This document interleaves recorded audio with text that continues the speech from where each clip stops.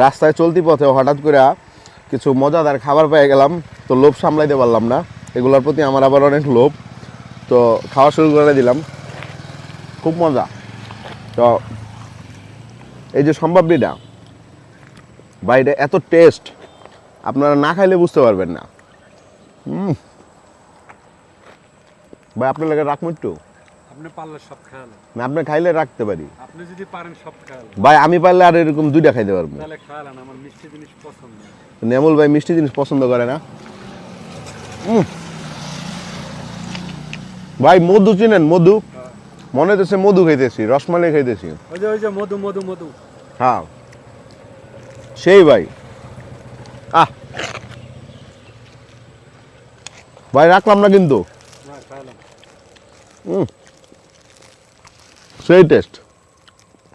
তো বিষয়টা হচ্ছে খুব মজা না ভাই?